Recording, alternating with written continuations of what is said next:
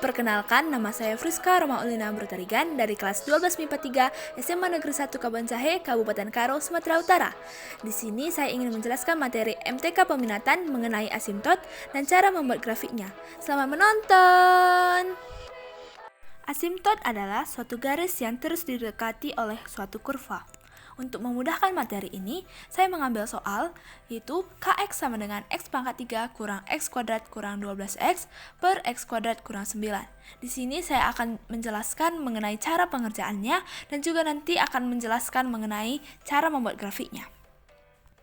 Untuk menjawab soal tersebut, kita dapat menentukan terlebih dahulu asimtot vertikalnya, asimtot horizontalnya, dan juga asimtot miringnya. Asimtot vertikal adalah asimtot yang sejajar dan berimpit dengan sumbu Y. Untuk menentukan asimtot vertikal, ada langkah-langkah yang harus kita temukan terlebih dahulu, yaitu yang pertama, faktorkan penyebut dan pembilangnya jika memungkinkan. Yang kedua, coret faktor yang sama pada penyebut dan pembilangnya. Yang ketiga, bagian penyebut yang kita coret atau penyebab whole dan yang tidak kita coret, dari sanalah kita menemukan asimtot tegaknya, di mana penyebutnya harus sama dengan 0 dan pembilangnya tidak boleh sama dengan 0.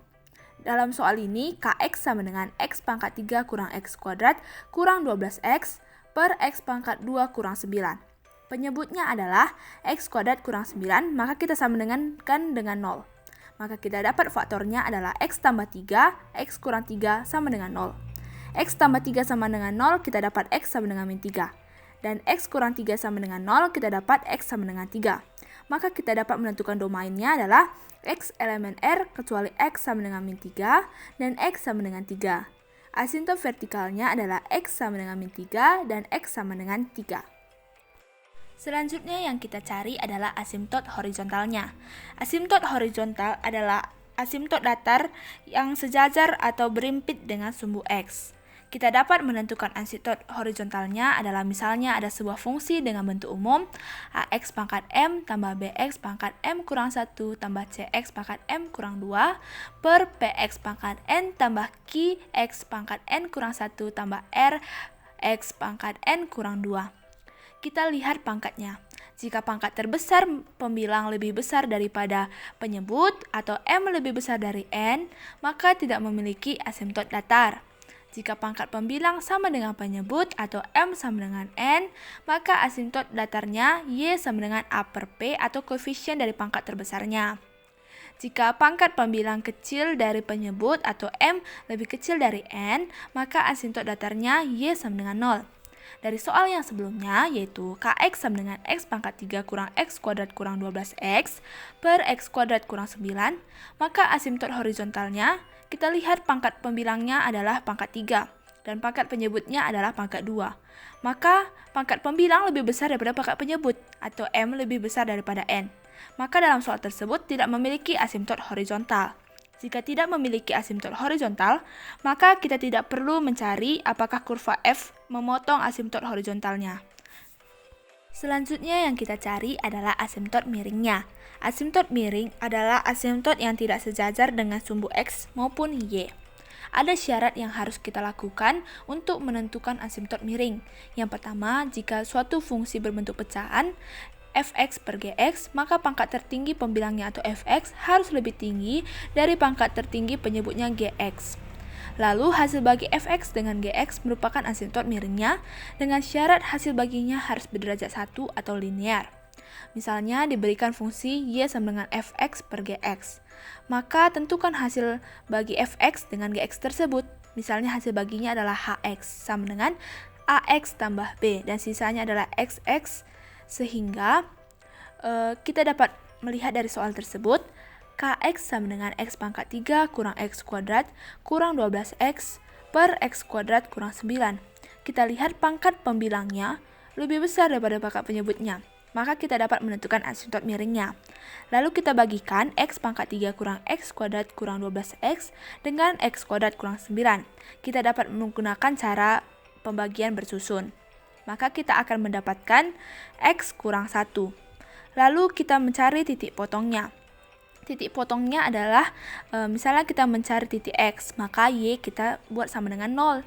Maka Y sama dengan X kurang 1. Y-nya kita ganti dengan 0, berarti 0 sama dengan X kurang 1. Maka X kita dapat dengan 1. maka titiknya adalah 1,0. Selanjutnya untuk mencari titik Y, maka kita nolkan X. Maka Y sama dengan X kurang 1. Y sama dengan 0 kurang 1, maka kita dapat Y sama dengan min 1.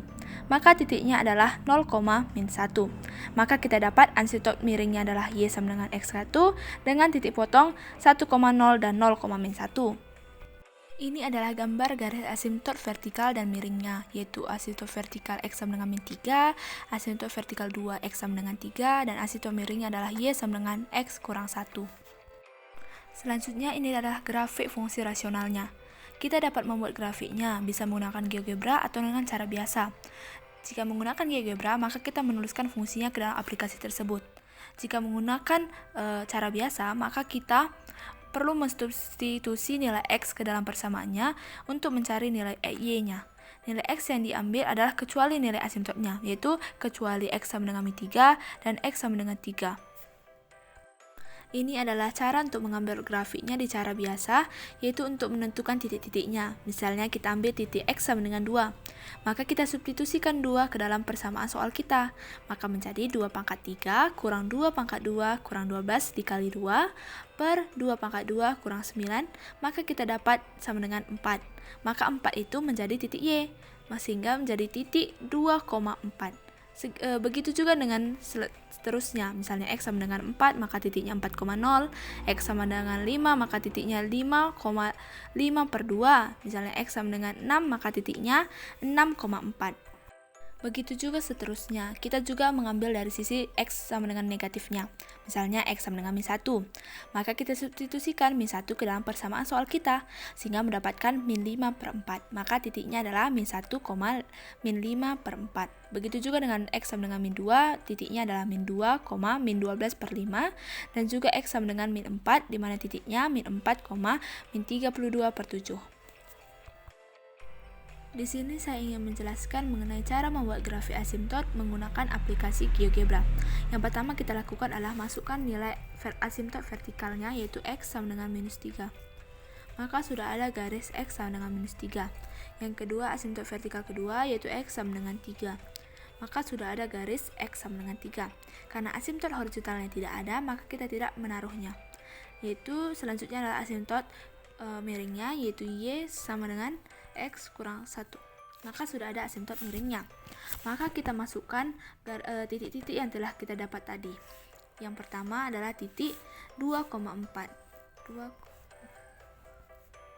Maka sudah ada titik A, yaitu 2,4. Selanjutnya adalah titik 4,0. Maka sudah ada titik B, 4,0. Selanjutnya adalah 5,5 per 2. Itu 5,5 per 2. Sudah ada titik C, selanjutnya adalah titik 6,4. Maka sudah ada titik D, selanjutnya adalah titik 7,21 per 4.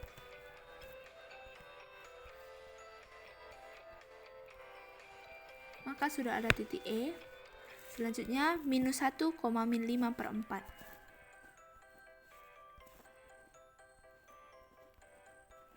Maka sudah ada titik F, selanjutnya adalah min 2, min 12 per 5.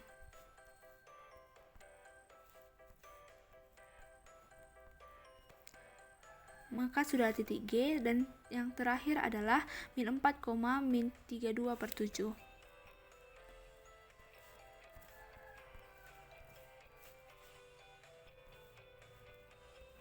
Maka sudah ada garis H. Maka selanjutnya kita adalah memasukkan fungsi dari soal kita tersebut, yaitu X pangkat 3 dikurang X kuadrat dikurang 12X. Kita masukkan dalam kurung, baru kita perkan menjadi X kuadrat kurang 9. Maka sudah ada titik-titik tadi sudah diumumkan menjadi suatu grafik. Maka ini adalah cara untuk membuat grafik asymptot menggunakan aplikasi GeoGebra sehingga memudahkan kita. Terima kasih.